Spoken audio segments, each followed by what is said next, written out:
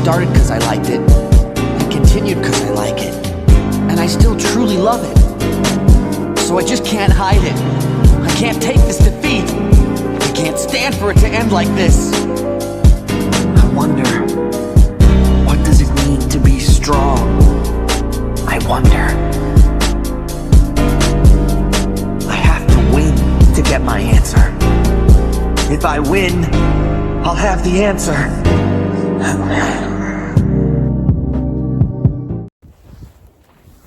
Welcome to the winter wonderland. It is very snowy. We're actually experiencing like a snowstorm to some proportion. Whereas for the next couple of days, it's just gonna be straight snow. And I feel like a kid again because every time I would look out the window expecting or actually getting to see snow, it will make me like light up. And though I hate the snow, you know, like the black snow and the sludge and that shit, it's actually still wonderful, you know? It's pretty aesthetic. Reminds me of Vinland Saga for some reason. Here's the snowman I've built. I constructed with my own two hands. He does not have eyes. I don't really know what to make for eyes. I shall name him Paul. 2025 was by far and away, without a single doubt, the best year of my life. And it isn't because everything went well. In fact, a lot of things went wrong, like a lot. This year was an absolute roller coaster, but I'm thankful for every part of it. And if I had the opportunity to run it back, I wouldn't change a single thing. I hit rock bottom, fell flat on my face dozens of times, and was consistently reminded of the gap between who I was and who I wanted to be. 2025 showed me that there were chinks in my armor that I was entirely unaware of. It also tested me in ways I had never imagined. One of the most significant themes for me this year was patience under pressure and standing tall when the world does everything in its might to bring you down. If there's anything I learned this year, is that life has hands, especially for those with a little bit of ambition and a few drops of bravery. At the same time, I grew a lot.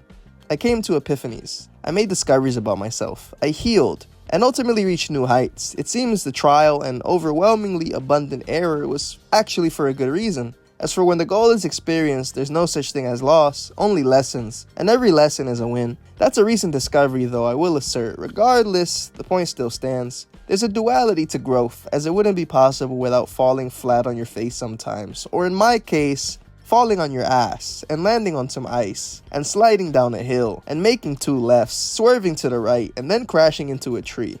I made lots of progress mentally, physically, emotionally, and spiritually. 2025 was the year where I made the most money, got closest to God, and discovered the most about myself. I also got to travel the world, even if only for 3 days. It was incredible, and the growth wouldn't have been possible if not for the mistakes. Minute and major, small and large, intentional and unintentional. And if my math serves me correctly, I probably made twice as many mistakes as good decisions. They were necessary though, as I wouldn't have been able to finally find my rhythm without realizing that moving 2 steps back was still a part of the dance. And I'll say the biggest reason as to why it took me a year of unraveling my subconscious and experiencing existential crises is because I'm not a good dancer. I'm a storyteller. So I'll catch you guys up on what exactly transpired these past 12 months. You see, I'd really like to learn the art of boxing. I remember you said I actually had a feel for it. I'd like to be a professional boxer. I want to train and become strong and compete in real matches. Now, why would I start the flashback off with yet another Hajime no Ippo edit? After all, the video literally began with one. Is it because I really like the anime? Like, really like it? Well, yes, maybe that is part of it, but no. That's not the point I'm actually getting at. What I'm doing here is telling a story, but not just any story. I'm telling my own. And when telling a story, every single scene matters. I chose to include that because for the last 3 years of my life, I've been oddly fascinated with martial arts. And though I didn't get back into training until the age of 20, martial arts had always been present in my mind for years, as it had always appealed to me through anime, via characters like Rock Lee, who still inspires me today at the age of 23, by the way. I can confidently say that in these last 3 years, I have surpassed the 1,000 hour mark, and I wouldn't consider myself a master as we're still quite far from the 10,000 hours required, but I can say I'm a fighter, someone who fights to find himself. We finally got away from the bricks, guys. Finally away from the bricks, away from that disgusting New York weather. Drinking coffee on a balcony with the palm trees, man. We're living good. We're here. We're here. Puerto Rico. You know what's interesting, guys? I haven't traveled outside of the state since I was 14 years old. But, you know, I came here and it feels familiar. It doesn't feel like I'm stepping in foreign territory. And I'm not saying this because it's affiliated with America or anything like that. It genuinely feels like I'm connected to this place, which I am. I mean, I am partially Puerto Rican, but I'm more in tune with my Dominican side. So the Puerto Rican culture isn't something that I'm super, super attached to. Yeah, I come here and it feels like home. In order to capture the story of my 2025, I must first take you back to October 2024. I was working 2 jobs, a front desk agent at a Hilton and a personal trainer at a private studio. I was working 55 hours a week between both jobs and then decided that I wanted to have my first fight. It was a goal of mine for a little bit, so on October 23rd, 2024, my coach gave me the date. I was to prepare for 8 weeks and I would have my first fight on January 11th. At the time, I had only been properly boxing for 3 to 4 months, so I had plenty of work to do. On top of the plenty of work I was already doing, from that point onward, my entire identity would now revolve around training and preparing for the biggest challenge of my life, at least physically. Up until that point, there was no such thing as work-life balance. I was training 6 days a week, running, lifting, boxing, watching film, visualizing, and literally dreaming about the fight. I would get 6 hours of sleep if lucky. For weeks, I was waking up at 6 a.m. to train clients and pushing myself to absolute exhaustion in training. I'd literally be on the floor gasping for air, damn near in need of an asthma pump. Then I'd get home with just enough time to shower and eat. And again, without exaggeration, my body and nervous system were on E every single time. If I was extremely lucky, I could probably squeeze a 30 to 45 minute nap in, but in most cases, I'd probably spend an hour soaking in the tub, contemplating my decisions and running a cost-benefit analysis on whether or not I should actually show up to work, to then begrudgingly clock in for an 8-hour shift, get home at 12:30 a.m. and do that shit again tomorrow. If the ingredients were burnout, disaster was certainly on the menu.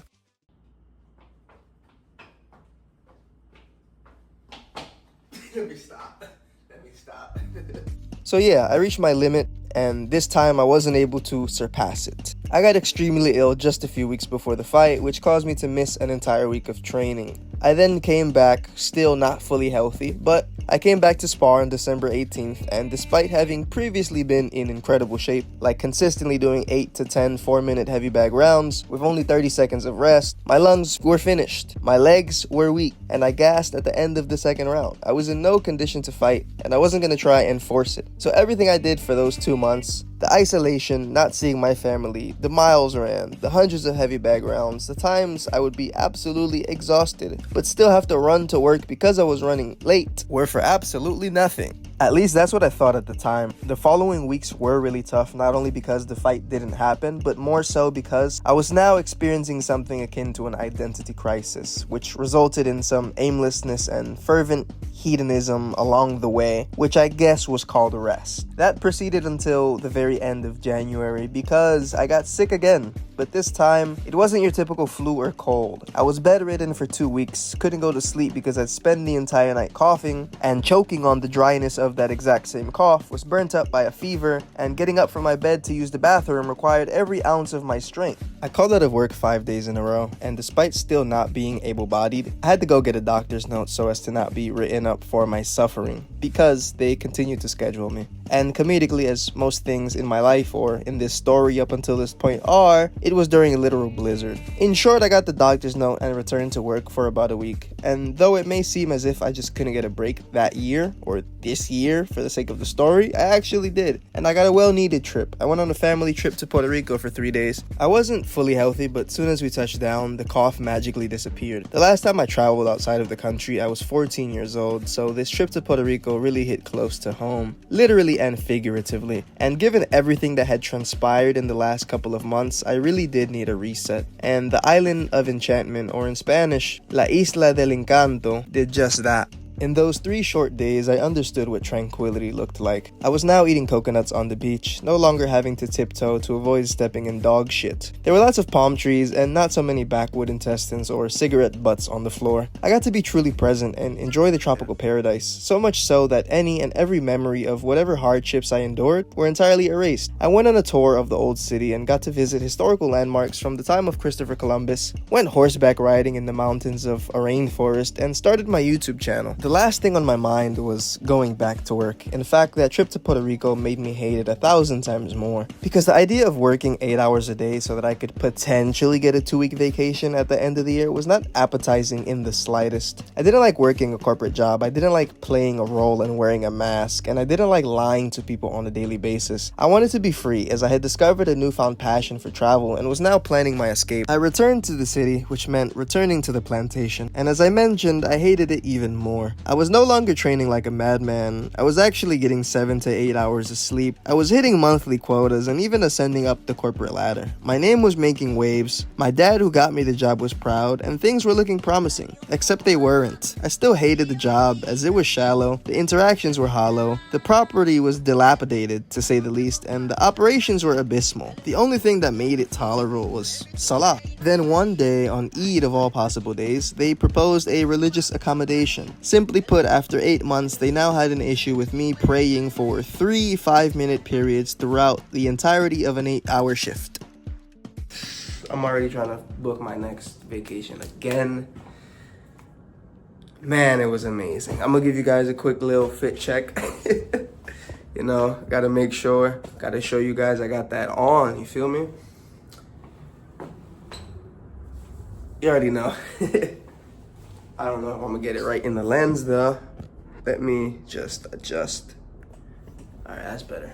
So, you know, I feel like the Black Pablo Escobar. Except I don't really sell drugs, you know? I'm someone who finds symbolism and meaning in the simple things. A quiet observer. I don't believe there to be such a thing as coincidence. After all, I'm Muslim. And Allah is Al-Latif Al-Mujib, or the subtly responsive one. He communicates discreetly, but when attentive to the details, you'll find even the crumbs to be sufficient. Sometimes the answer to your prayer is ambiguous, as the path won't always lead to a bold inscription on a wall. Instead, you might reach the end just to find a pen and some paper. But because of the journey you took and what was required for you to get there, you now know exactly what to write. The decision to leave was quite simple, as in my unpopular opinion, purpose will always precede a paycheck. That isn't to say things went smoothly. 2 months after leaving the job, I went through all my savings, got into many arguments, and was considered a religious zealot for leaving a well-paying job with plenty of benefits and incentives because of prayer. A prayer that wasn't paying bills or putting food on the table. It was quite difficult, I will admit, but I just knew that on the other side of this difficulty was an invitation to relief awaiting my arrival. Allah says, فَإِنَّمَا الْأُسْرِ يُسْرًا. So surely with that hardship comes ease. But he doesn't stop there. He goes on to say, إِنَّمَا الْأُسْرِ يُسْرًا. Surely with that hardship comes even more ease. Quite interesting, isn't it? Why would the all-aware, all-knowing, and all-wise say such a thing? He doesn't say after hardship comes ease, nor does he say that ease comes before hardship. He uses the word ma'a, which means with, and he says it twice. The repetition here isn't theatrical, it carries meaning. He isn't saying you'll find ease only if you're lucky, he's guaranteeing it. It's not a maybe or an uncertainty, it's promised, but only once you walk through the fire which Allah has made cool, because with every hardship comes 2 greater eases.